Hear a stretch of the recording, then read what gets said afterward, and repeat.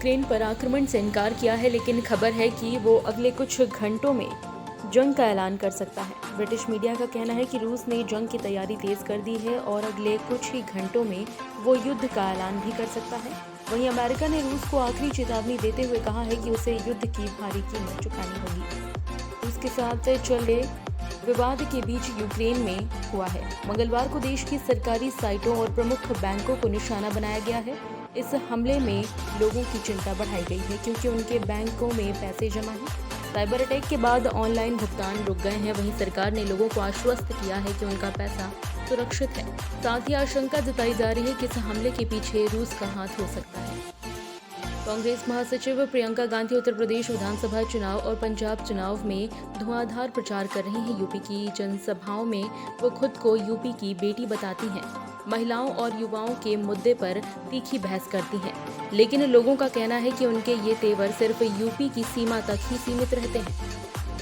देश के कई राज्यों में कई शहरों पर कस्बों के नाम कई कारणों से बदले जाते रहे हैं, लेकिन इस बीच असम के मुख्यमंत्री हिमंत बिस्वा शर्मा ने बड़ा ऐलान किया है। उन्होंने कहा कि असम के शहरों, कस्बों और गांवों के नाम बदलने के लिए सुझाव आमंत्रित किए जाएंगे और इसके लिए राज्य सरकार एक पोर्टल लॉन्च करेगी जहां जनता अपना सुझाव दे पाएगी। यूपी विधानसभा चुनाव के लिए 2 चरण का मतदान हो चुका है। तीसरे चरण के लिए सभी दल पूरी ताकत से डटे हुए हैं। इस बीच तापमान के तेवर तीखे हुए तो मौसम की गर्मी से ज्यादा तपिश नेताओं की बयानबाजी में महसूस हो रही है। 20 फरवरी को तीसरे चरण के लिए यूपी के 16 जिलों की 59 सीटों पर वोट डाले जाएंगे। इससे पहले समाजवादी पार्टी के अध्यक्ष अखिलेश यादव के चाचा शिवपाल यादव ने बीजेपी पर तीखा हमला बोला है। पंजाबी एक्टर दीप सिद्धू की मंगलवार रात सड़क हादसे में मौत हो गई। लाल किला हिंसा से चर्चा में आए एक्टर की खरखौड़ा मार्ग पर भीषण हादसे में मौत हुई है। इस दौरान उनकी महिला मित्र रीना राय भी साथ थी, जिनको अस्पताल में भर्ती कराया गया है। वहीं कई लोग इस हादसे को साजिश बता रहे हैं। प्रदेश की धार्मिक और पर्यटन नगरी ओमकारेश्वर, उज्जैन, महेश्वर सहित अन्य में बच्चों को भीख मांगने पर अब प्रदेश सरकार सख्त हो गई है।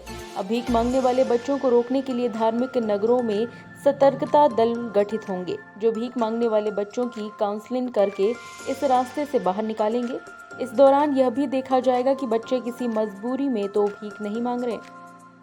देश में कोरोना के बाद 10वीं और 12वीं की परीक्षा को लेकर छात्रों के लिए लगातार असमंजस की स्थिति बनी रही है। हालांकि कोरोना की तीसरी लहर के खत्म होने के बाद केंद्रीय माध्यमिक शिक्षा बोर्ड ने 10वीं और 12वीं की टर्म 2 मुख्य परीक्षा की तारीखों की घोषणा कर दी है। सीबीएसई के मुताबिक टर्म 2 की परीक्षाएं 26 अप्रैल से शुरू होंगी।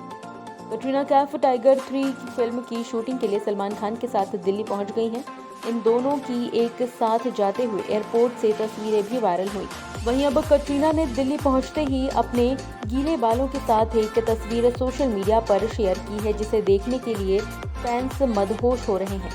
वित्त मंत्री निर्मला सीतारमण ने मंगलवार को बाजार नियामक सेबी को कारोबारी सुगमता बढ़ाने के लिए अगली पीढ़ी के सुधार करने और अमेरिकी फेडरल रिजर्व के कदमों से बाजार में किसी भी तरह की उठापटक से निपटने के लिए तैयार रहने को कहा है।